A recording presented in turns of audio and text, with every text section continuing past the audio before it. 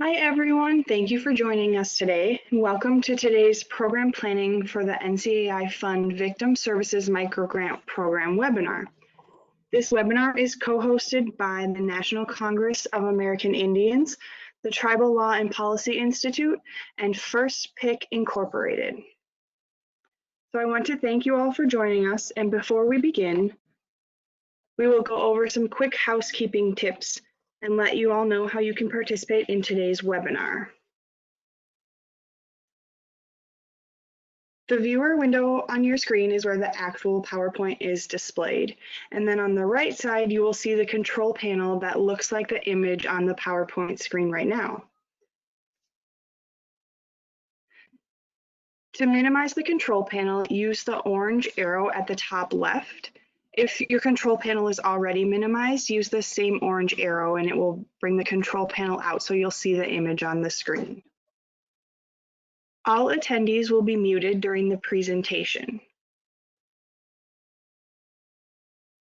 Once you call into the meeting line, you can go to your audio options and click Use Telephone. We recommend calling in using your telephone as it provides the best audio connection. So when you click on the Use Telephone option, it will then display the phone number to call in and include your audio pin below. Also on your control panel, you will see the questions and chat box. This is where you can submit any questions and responses via text. There's also the option to raise your hand, which is by clicking on the little hand icon with the arrow, and that will signal that you have a question and would like to be unmuted. And please feel free to ask questions throughout the presentation. Today's webinar is being recorded and will be posted on our website at www.tribalvictimservices.org. You will also receive an email following the webinar with a link to a survey about today's session, if you could please complete that for us. So I again want to thank you all for joining us. The goal of today's webinar is to provide an overview of a new funding opportunity for crime victim services for eligible tribal nations, while also engaging and posing questions for the tribes to think about as you are planning your application. Today's presenters are Esther Labrado, Project Attorney at the National Congress of American Indians, and Lana Hunter, Tribal Victim Resource Specialist at the Tribal Law and Policy Institute. And now I will turn it over to Esther. Great, thank you, Abby. And again, thank you all for joining. As Abby mentioned, my name is Esther Labrado. I'm an enrolled citizen of the North Fork Rancheria of Mono Indians and a descendant of the Morongo Band of Mission Indians. And I'm a project attorney at NCAI. And we're really excited to work with all of you, hopefully, throughout this process and throughout this program. So I'd first like to just give kind of a quick overview of the funding itself and a little context. Some of you may have joined or watched some of our previous webinars on this topic, so I'll keep this a little bit shorter. But essentially, so the main source of funding that the federal government has and provides for crime victims is called the Crime Victims Fund. And it's been around for a long time. It wasn't until fiscal year 2018 that Congress started directing a portion of the money in the Crime Victims Fund to go directly to tribes to provide crime victim services in tribal communities.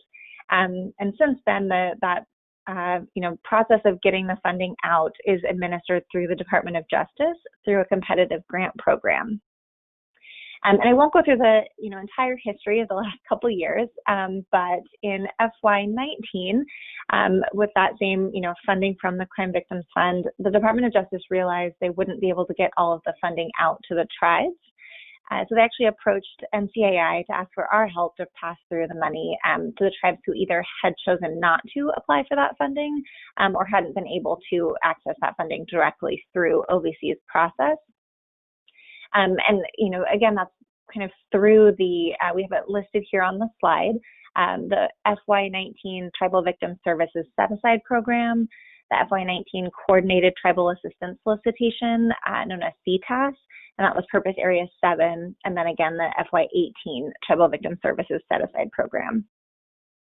So essentially the funding that we're offering again comes from the FY19 funding, and it'll be a pass-through grant to tribal nations. The total award amount per applicant cannot exceed $350,000, and then the grant period will be October 1st, 2020 through June 30th, 2022. And on the next slide, we'll show you kind of a visual representation of that relationship. So again, the NCAI, or nonprofit arm, the NCAI Fund, has entered into a cooperative agreement with the Department of Justice's Office for Victims of Crime. And then we will be entering into sub-grant agreements with the tribal nations who apply and become grantees. So I just want to emphasize that ultimately this is a federal pass-through grant, and the NCAI Fund is bound by federal regulations and policies that apply to federal funding generally. And so all of the tribal nation grantees will also have to comply with federal regulations and policies. And so I also wanted to mention we're working with, we've entered into 2 partnerships with other organizations to help us with this program. The first is the Tribal Law and Policy Institute, who will be providing technical assistance on the program. And then we've also partnered with First Pick Incorporated, who will be providing financial and programmatic support to all of the grantees as well. Next slide. Great. So I'll also cover quickly who's eligible for the funding. So it's open to federally recognized tribal nations located outside of Alaska who did not receive victim services funding from the Office for Victims of Crime. Again, that's those on the earlier slide, those 3 bullet points for the previous set-aside funding from the Crime Victims Fund. And I just want to flag that, the reason we're not able to provide funding to tribes within Alaska is that there's a similar opportunity that's being administered through a different entity. And we have a link there on the slide to give more information. So overall, applicants can be, of course, individual tribal nations, but we also wanted to, if your tribe wants to join with other eligible tribes and apply as a consortia, you're welcome to do so. Or if you're part of an existing consortia and it makes sense to apply in that sense, you're also welcome to apply there. And then additionally, tribes can also designate or an organization to apply on its behalf. So if you work closely with a nonprofit or an existing victim services provider and you want to designate them to apply on your tribal nation's behalf, you're welcome to do so. And we do ask that for both consortia and designee applicants that you submit appropriate documentation to show that you have authority to apply. Next slide.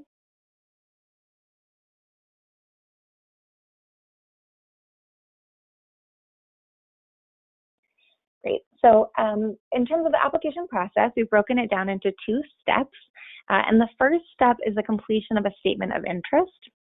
And it's a simple form. It's located online at tribalvictimservices.org, and we'll have more information about that later in the presentation. But it's essentially a summary statement of proposed use of funds and an estimate of how much funding you might request. It does not include, you're not required to submit a fully developed proposal. It's really just a preliminary expression that you are interested in applying. And this completion of the statement of interest does not bind you to completing the full application. You don't ultimately have to apply if you complete this first step.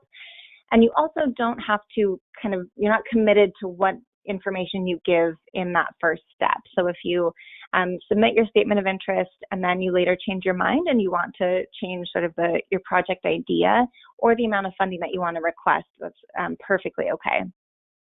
The statement of interest is due Friday, June 26th. And then we'll move into sort of the second phase of the application process. And that once you'll complete your statement of interest, you'll then receive an email to complete the full application, and that will go out on July 13th.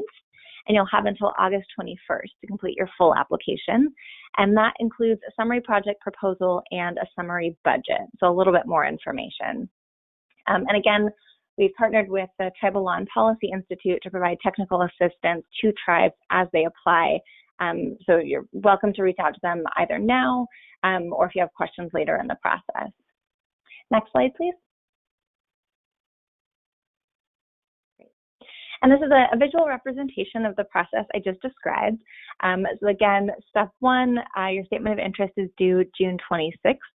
And then we will be completing an initial review of that, of all those statements of interest, which includes, again, just confirming that you are in fact eligible to apply, which means you have not received funding from the Office for Victims of Crime in FY18 or FY19. And then we'll also be checking just to confirm that you're not barred from receiving any federal funds. Then you'll receive the invitation to complete step two, which will need to be, again, completed by August 21st. And following that, we'll complete a second review process, which includes a review generally of the viability of proposal, geographic distribution, and then a risk of noncompliance or any other kind of issues that we might foresee. And then you can expect to receive notice of your award by October. Great, and I'll go ahead and turn it over to Lana Hunter with the Tribal Law and Policy Institute, but I'll pause first and see if there are any initial questions on the program itself, the funding, or the overall application process. There are no questions at this time. Great, thank you. Okay, Lana? Thank you, Esther. Thank you, Abby. This is Lana Hunter, and I'm from the Dakota Sisseton Wahpeton Oyate in Sisseton, South Dakota. And my father's people are Tlingit from Southeast Alaska. And I live here in St. Paul. And we're happy to be working with NCAI as well as First Pick to be able to provide technical assistance for this specific micro grant funding. Next slide, please.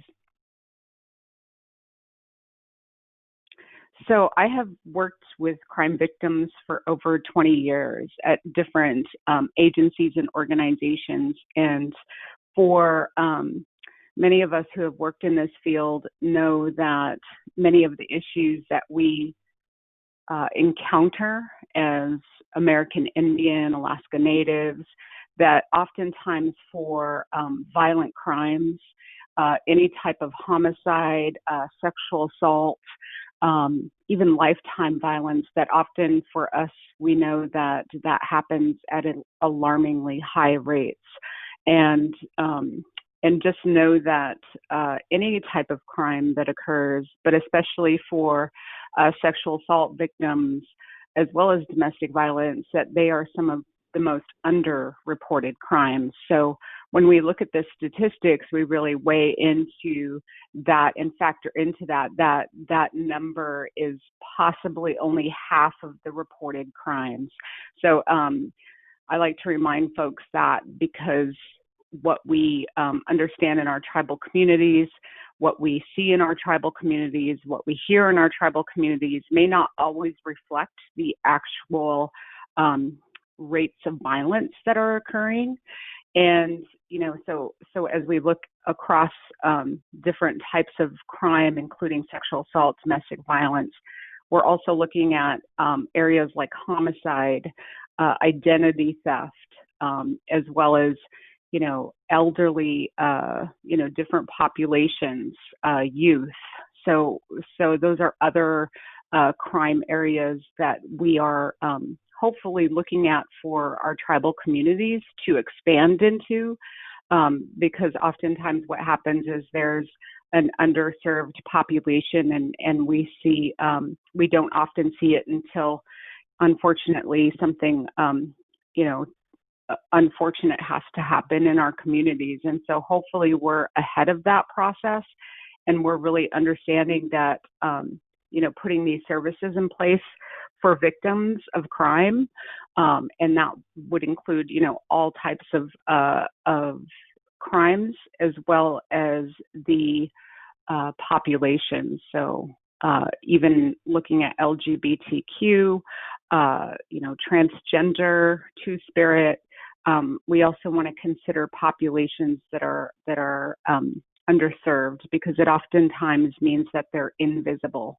So what we try to do is understand the opportunity that we have with funding, whether it's the micro grant or other types of federal funding, about how we expand those services, or how we understand what is happening in our communities, or how we expand to serve various crime victims. Next slide, please. So as we're looking at the micro grant, this is an opportunity for folks to really understand what their opportunity for funding is. And, if you're starting a new crime victim program, even if you're serving a new population such as youth or elderly services, this may be a time to, assess the need. What is the need in the community?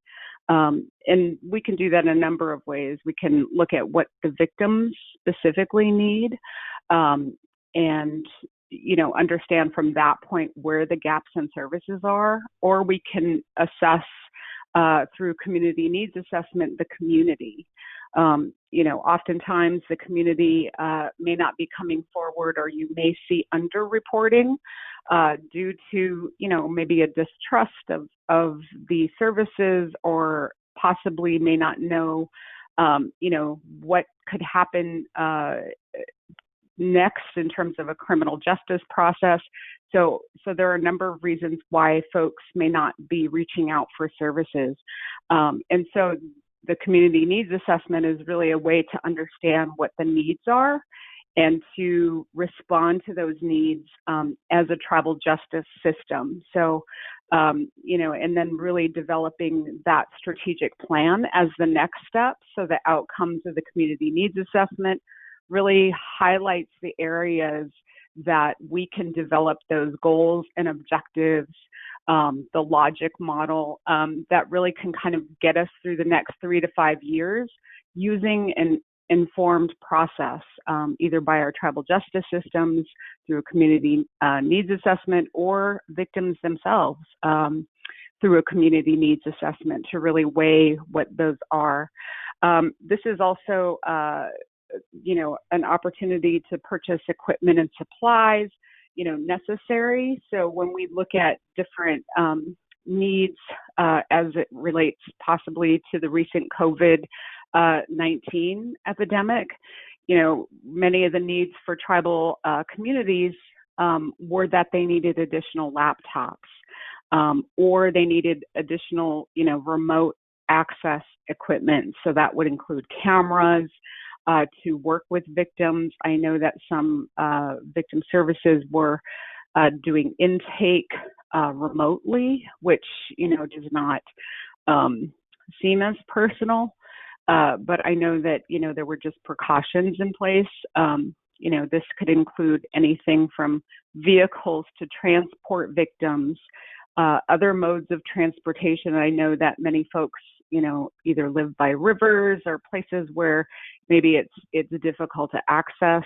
You could look at different opportunities such as housing supplies for your domestic violence shelter. So anything from comforting, blankets, sweats, those types of things, clothing, diapers, as well as any type of victim participation, so in traditional or cultural events.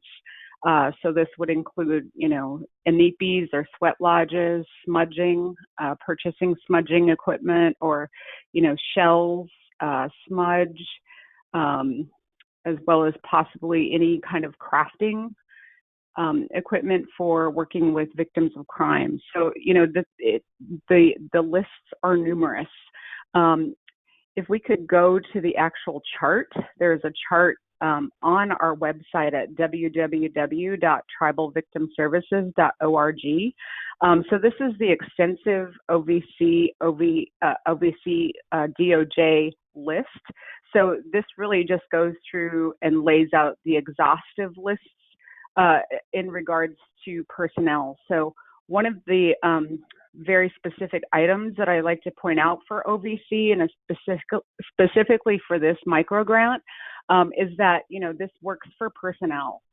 However, this will not fund anything for personnel that includes any kind of law enforcement, prosecution. This should relate specifically to the needs of victims. So when we look at, what the needs of victims are, so this would, not fund additional law enforcement officers or even criminal investigators, judges, probation officers, court administrators. So this is really a very specific fund to look at the needs of victims and as they pertain to the crime victimization. However, if you go on to page 23, you'll see at the top there's a number of other areas that you can utilize this funding for, such as, there could be a crime victim advocate located in law enforcement, which is very different than funding law enforcement. A crime victim advocate that works in the prosecutor's office is very different than funding the prosecutor's office. So this specific grant, micro grant, is specifically for the use of funds for victim and responding to the needs of victims. So as we look at, just the unallowable costs, the other areas would include, any kind of prevention work. So this, if you're looking at, say, sex trafficking prevention work, this does not work on any type of prevention in any regard. Any services for offenders, this will not include any lobbying activities, fundraising, and or grant writing. So this is very specifically to meet the needs of crime victims. This is an exhaustive list that's located on our website. So as you're planning, just kind of look through to understand, what the needs in the community are, and then, where they're located in the allowable chart. And so when we're looking at what we want to do for funding, should you apply? Absolutely. I think for the 205 tribes that were identified through this process that have not previously received OVC funding, we encourage, you all to submit a statement of interest. And as Esther laid out earlier, this will not bind you to anything in the future other than to say that your tribe is interested. So we're not going to require you to go and get a resolution to submit the statement of interest. This is simply saying that we, as a tribe, are interested in this funding opportunity. And so if you would like to apply, you could visit our website. If you don't have this link readily available, this is our website, www.tribalvictimservices.org. If you click on the request funding page, you'll see that, there's extensive information available, how the funds can be used, including that exhaustive list that we just went over. And if you choose to submit your statement of interest, it's due June 26th. You'll just click on step 1, which is complete a statement of interest. This is only, a few questions. We're only requiring just a few short questions along the lines of 3 to 5 sentences of what your tribe is interested in applying for. And again, this is not the binding, full application. We're just simply gauging interest from our tribal community so that, on our end, we can provide technical assistance. And we'll be contacting you once you submit your statement of interest. There is actually an eligibility process, and that's a federal process that just makes sure that you have no federal debts, that you are free and clear to apply for federal funding, because at the end of the day, it is a Department of Justice Office Victims of Crime grant. So, we're just looking for some very just basic information. So, would you like to expand the existing crime victim services? What areas of service are you currently providing? And to kind of look at those areas. Is this to fund existing services? I know that during COVID-19, many of our tribal communities, due to gaming, loss of revenue in gaming, that, some of the folks who work in crime victim areas that were maybe funded by a general fund were no longer able to access that pool of funding. I know that some of our tribes were able to access some additional resources regarding COVID-19, but they don't always pertain to crime victim services. And, during COVID-19, we may not even have understood, the extent of crime victim services needed at that time. We may not have completely understood the full impact that COVID-19 had for victims. I think many of our tribal communities are still, responding just to the internal, funding structure, tribal structure response. So this is an opportunity really to consider if this is existing, if this is new, or you're expanding your crime victim services. Next slide, please. Lana, we have one question quick about funding. They're wondering, are services for children that are a victim of crimes eligible for services? Yes, absolutely. So if you have a child advocacy center, if you have a shelter program, and you're looking to do funding for children who witness violence, absolutely. So, any type of traditional, cultural, alternative, opportunities, equine therapy, any of those types of services for children who are victims of crime. And sometimes that includes children who have witnessed homicide. I know that, we don't want to think about those things happening in our communities, but oftentimes what unfortunately, we're responding at the time of the crisis. And so this is where really that, considering all of the types of crime that we are serving, and then what are those gaps in services and how can we meet those? This is really that opportunity. So if children is one of those areas, this is an opportunity to provide services, to provide therapy, to provide, if you have a child advocacy center already, anything that relates to healing, forensic exams, advocacy, working with the family at a time of crisis for that child. We've also seen funding for service animals. So, dogs that come to the court, accompany the child to court. Those are opportunities really to look at for this funding opportunity. Any other questions, Abby? No, that was the only one so far.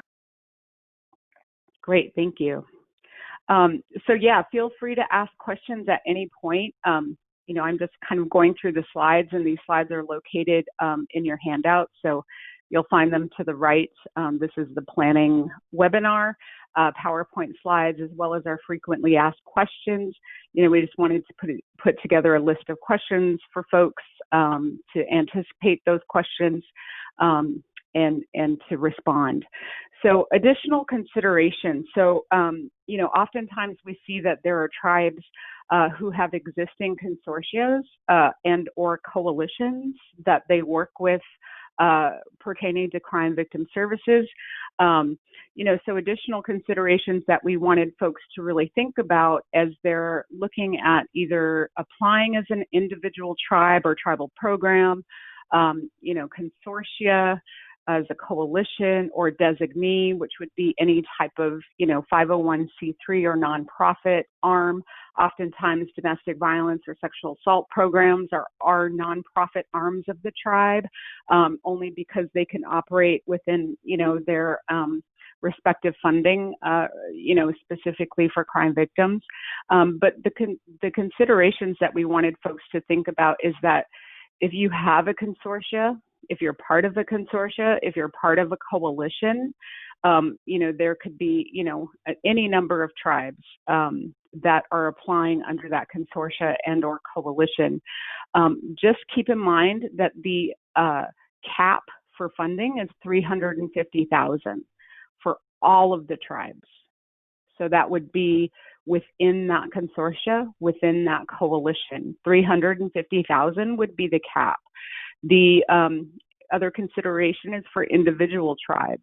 So if an individual tribe applies, not as part of the consortia or as part of the coalition, they can apply up to $350,000. So those were just considerations that we wanted folks to consider as they're moving forward with their statement of interest, as well as a full application. And just another process, so we will be asking for appropriate authorization, although it is not located right now currently in step one, which is this funding phase. So as you move through the funding process, we will keep you abreast of when that documentation can be submitted. Next slide. Lana, we had one more question come in about funding. Do ICWA services qualify? It depends on what type of ICWA services. So is it specifically pertaining to victims of crime? I mean, those are specific, questions that when you're putting together your statement of interest, how you want to answer those questions, it has to be tied to specific crime or responding to the needs of those children who have witnessed crime, have experienced crime. So, the program could be located under ICWA.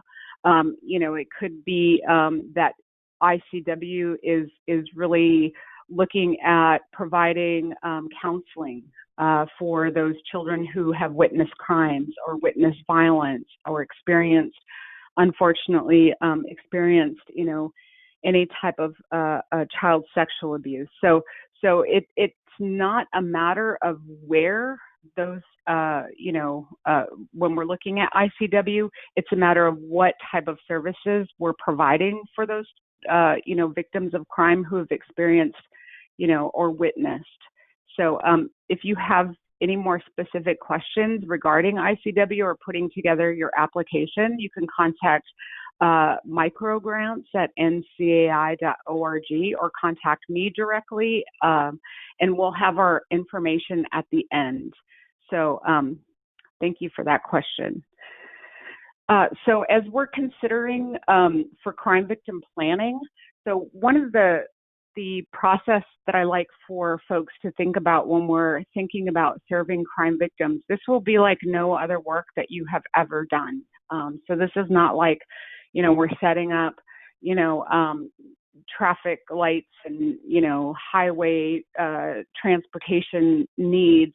This is a very specific, response to our tribal victims who have experienced numerous assaults or, in regard to either being a victim of sex trafficking and or prostitution, or being a victim of identity theft, or being, an elderly victim of crime, and maybe our grandchildren or children. So this is a very, very specific, when we think of the consideration, anything that we do to respond to the needs of crime victims.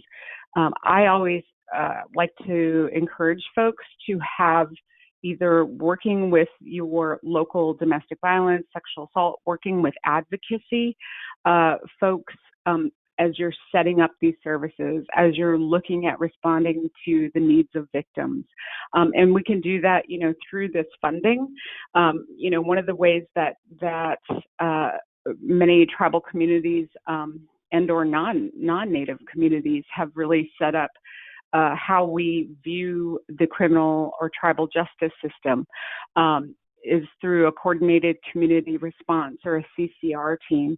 So this is really, if folks are familiar, somebody mentioned social services earlier, ICW. So that's, a multidisciplinary team. This is similar to a multidisciplinary team, the coordinated community response. So we really, have a number of folks from every tribal justice system, including, other social services, at the table to really look at the needs of victims, specifically for CCR, looking at the needs of victims for domestic violence.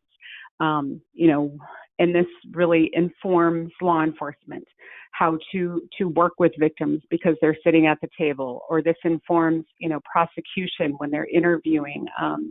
This informs, the other services within our tribal justice systems, how to work with victims, because the ultimate, goal is to not re-traumatize victims. So this is also, includes where we interview victims. So we want to make sure that we're not interviewing, victims of crime in the street, outside their home. If we have an opportunity to really do a thorough process and or investigation, or taking photographs, is there a place located within the tribe that really is specifically for victims of crime? And this will not include forensics, so child sexual abuse or sexual assault. Those should be conducted in a child advocacy center or within an IHS or Indian Health Service or a local clinic and or hospital. The other opportunities are sexual assault response teams, and these are tribal.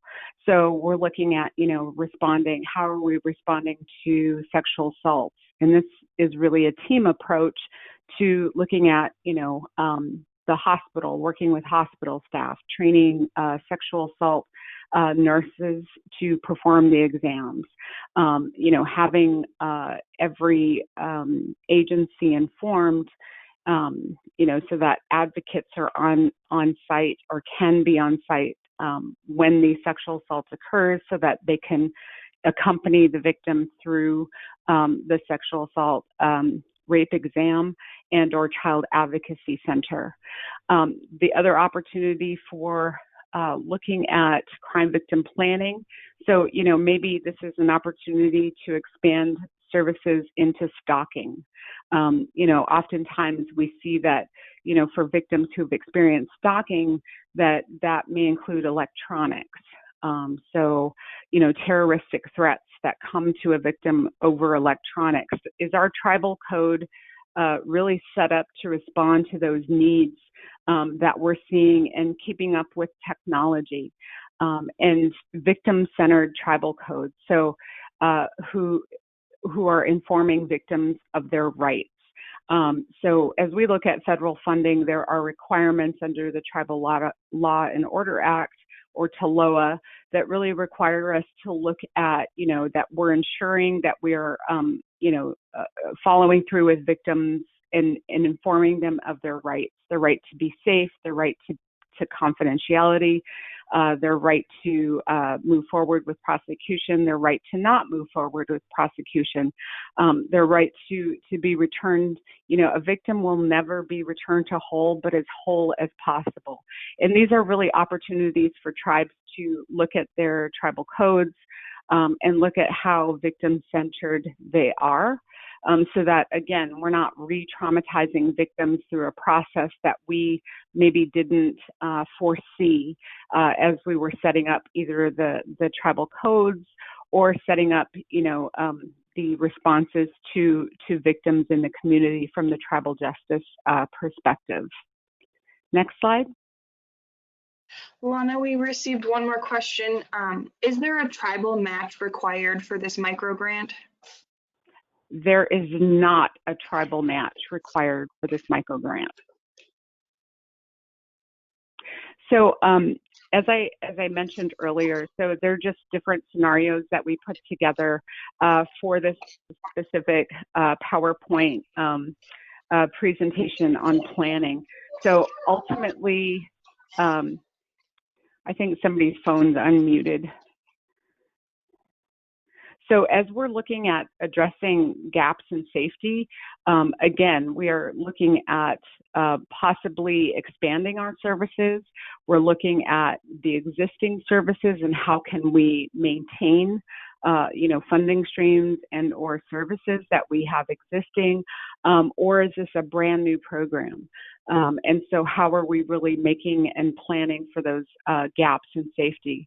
So this is just an example that you can see up on your screen, a tribe that did not have any services in place for elderly victims, and they experienced additional financial crisis again with the recent COVID, with loss of jobs. And so maybe the tribal, casino was shut down from, February until just recently. And so, elderly with maybe more fixed incomes, and or folks who are experiencing substance use disorder, are maybe targeting and making more vulnerable, financial or other threats to elderly safety. And so, in this scenario, with the increased need for victim services for the entire tribal population, they're not able to provide adequate response to elderly crime victims. And so looking to hire an elderly victim advocate to work with the tribe. So this would be to get information cards, maybe this is done through meals or provide additional outreach, going out and meeting, with our elders in the community, and presentations at the tribe about services that you can provide. So informing your other tribal justice systems that you have a new program, and here's the types of services that we provide. So again, this is really just looking at what those gaps in safety are, how we can respond with this micro grant. Next slide. So these are just some other areas of service to consider. Maybe there's no hotline or crisis line in place currently, for unfortunately, as we think about homicide in our tribal communities, maybe there's not a crime victim,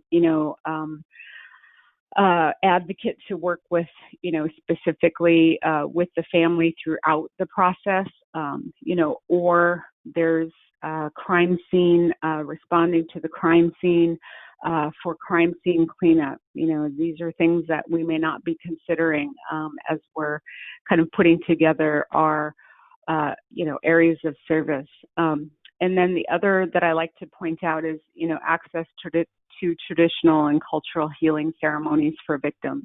So this is really an opportunity for us to expand into our tribal, cultural healing. Each one of our tribal communities traditionally now, have spiritual leaders that provide, maybe it's the spiritual rites to call your spirit back. I know that there's, a spiritual rite that calls your spirit back, and that really enables victims to be, within their body, mind, spirit. And so, this is an opportunity to really think outside of that. And again, is this access to traditional cultural healing services or ceremonies for children? We've had folks who have utilized, canoe journey, or other drum making. So this is really an opportunity for you to look at both expanding, but also existing, and then understanding that, this is really to meet the needs of crime victims. And so, maybe having the referral services, understanding that, transportation may be needed. And so purchasing a vehicle to take victims to, federal, state, the different multi-jurisdictions that we work with. Next slide. So we wanted to include step 2, the final application. So once you submit your statement of interest, we're doing just a kind of brief, additional eligibility step, again, with that federal debt and/or, the process through the Department of Justice. And once we determine that you're eligible, you will be contacted by the Tribal Law and Policy. So by myself or some of our other team that works at our agency, and to really think about the final application. So this will be the time where it will you will start to really hone in on the specific services, the maybe it's community needs assessment, strategic planning, logic models. This is really that opportunity to now put that into step 2 of the application. So this statement of interest is due June 26th. The full application or process will be released on July 13th. So you'll have some time in between, and that will really be for the Tribal Law and Policy Institute to contact you to see what additional questions or needs that you may have. Next slide. And in the meantime, we encourage you to visit our website, which is located on your screen.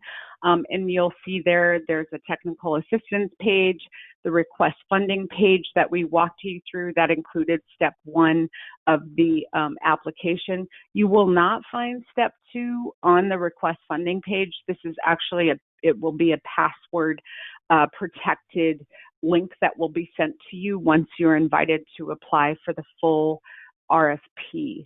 And so, on our website, you'll find the allowable, unallowable costs, frequently asked questions, any questions about eligibility.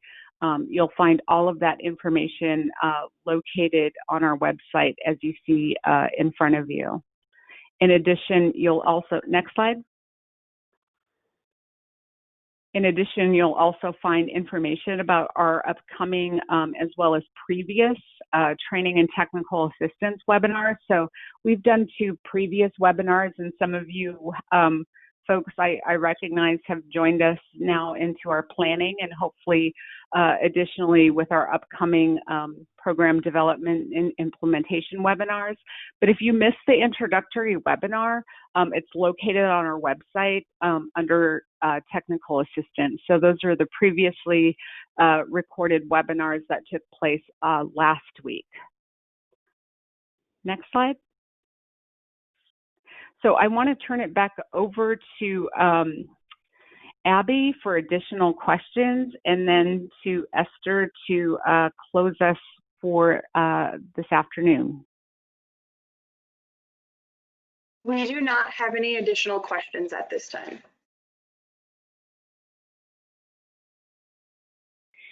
Great, thank you, Lana and Abby. Again, this is Esther with NCAI.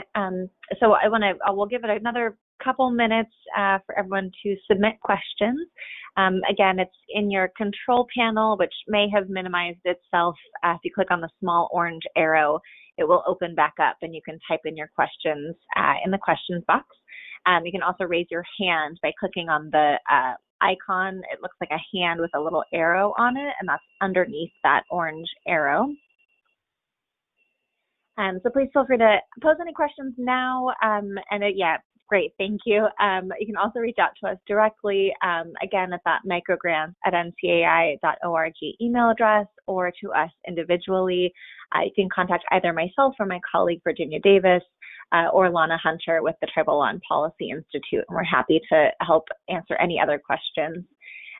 We also encourage you to apply. We look forward to working with all of you, and we look forward to seeing you on future webinars as well.